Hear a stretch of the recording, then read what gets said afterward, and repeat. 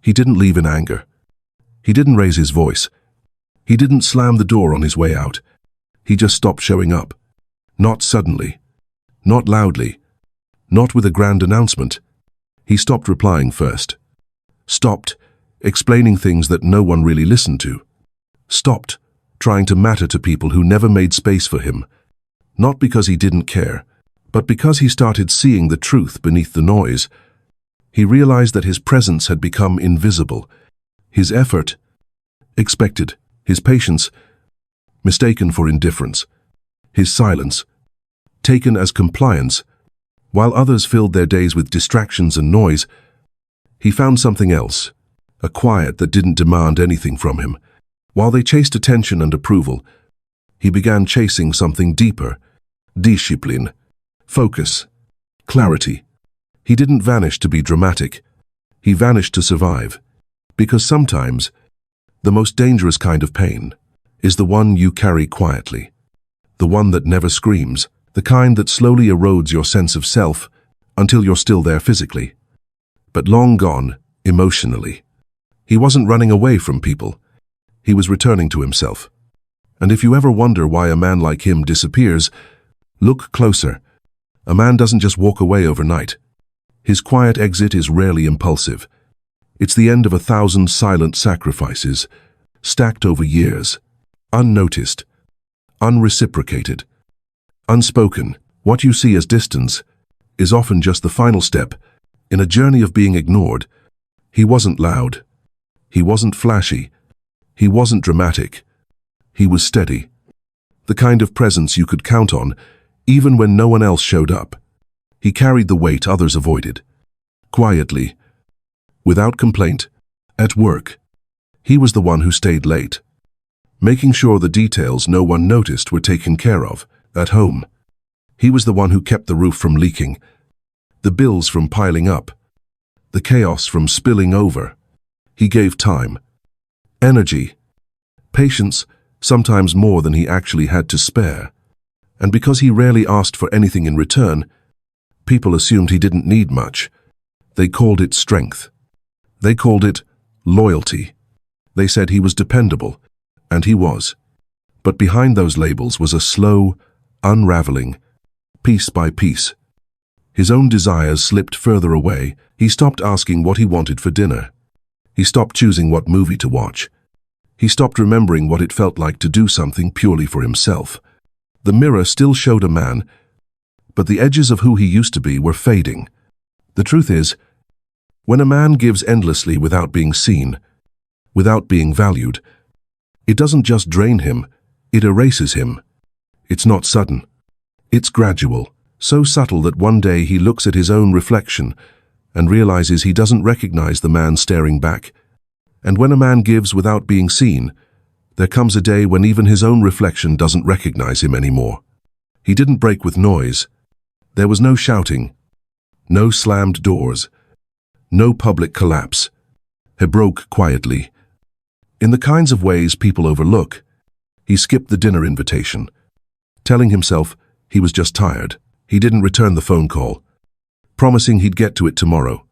He stayed home more, letting the days blur together, and the world went on without noticing. And that was the part that cut the deepest, not the distance he created, not the absence he left behind, but how easily others seemed to adjust. No questions, no concern, just a quiet acceptance of his withdrawal, as though he were never needed in the first place. The loneliness wasn't loud, it was suffocating in its silence. He thought about all the times he had been there for others, the times he carried their burdens, their secrets, their fears. And now, when he pulled away, the space he left behind barely made a ripple.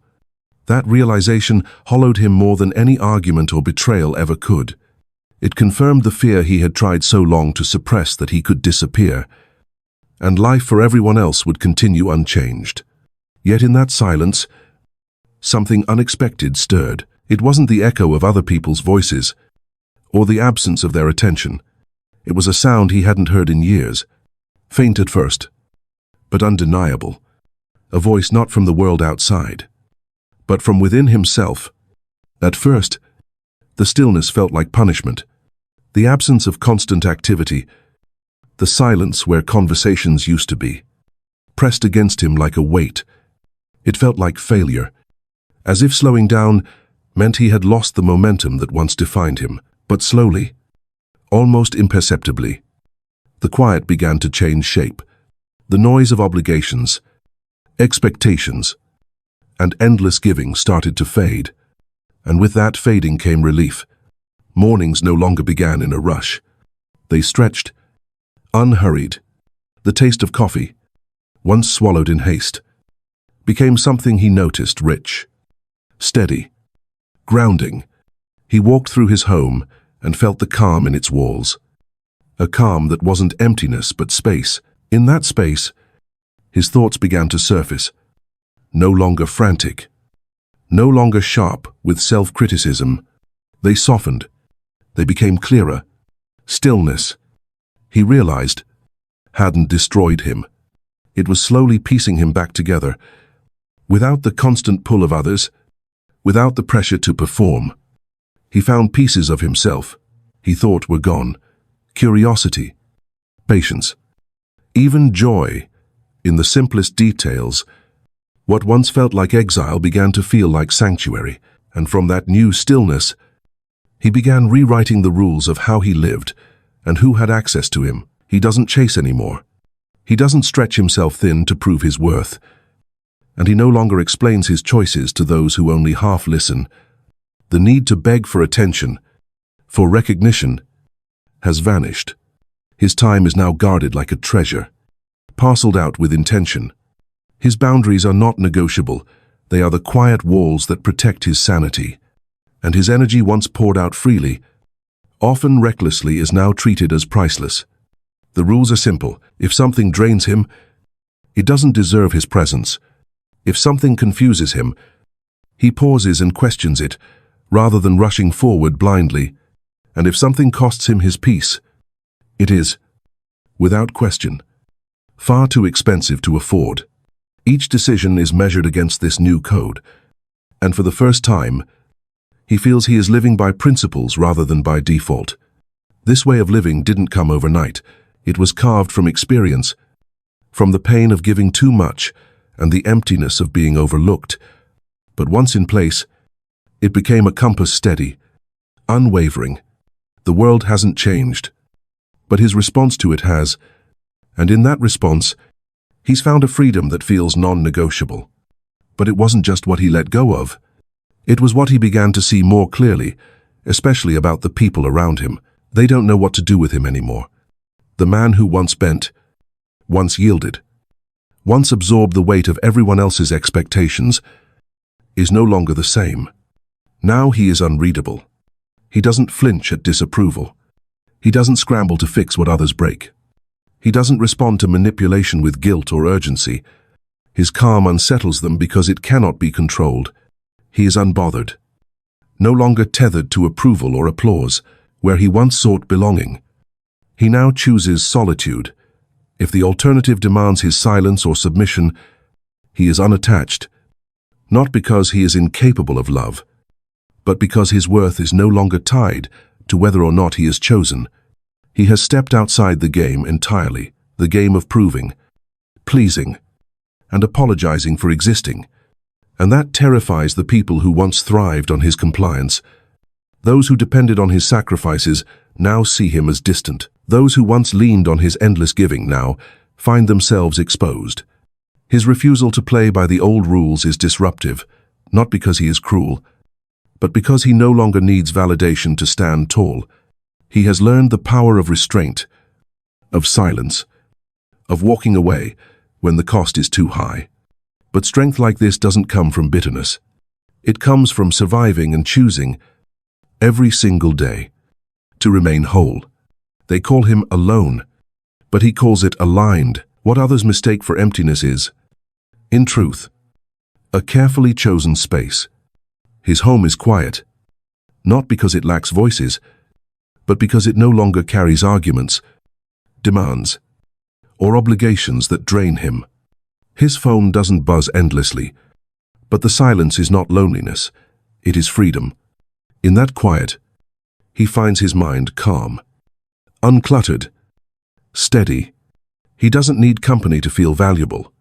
He no longer measures his worth by who calls, who texts, or who remembers him on holidays. His value is written in the way he shows up for himself, the way he honors his own time, the way he respects the energy it takes to simply live with intention. What he seeks is not noise, not performance, but presence, real, genuine presence. There is a strength in this peace, a strength that unsettles those who cannot imagine being whole without someone else to validate them. But for him, peace is not an accident. It is a practice, a daily decision to choose clarity over chaos, alignment over approval. And if love ever returns, it will have to meet him inside the calm, not drag him back into the storm he fought so hard to leave behind. He's not angry. He's not hiding. He has simply reached the point where he is done losing himself just to be loved. He no longer sees sacrifice as proof of devotion, nor silence as the price of belonging. He doesn't reject connection, but he will only accept one that is honest, peaceful, and truly mutual. Anything less feels like stepping backward into a life he no longer fits. He moves differently now. His pace is slower, deliberate, but each step carries more weight, more certainty. He speaks less, but when he does, his words cut deeper because they come from a place of clarity rather than desperation. His presence no longer bends to fill gaps in other people's lives. Instead, it stands firm, rooted in his own. To some, he may appear alone, but what they don't see is that this time, he is not lost. He has walked through the noise, the giving, the breaking, the silence, and emerged with a map written in his own hand. He knows the cost of disappearing, and he refuses to pay it again. He gave too much once. He vanished once. But now, he is here present, steady, whole, for the only person who never walked away, himself. If you've ever felt the silence rebuild you, leave a comment. Peace found me when I stopped performing. Here's in second.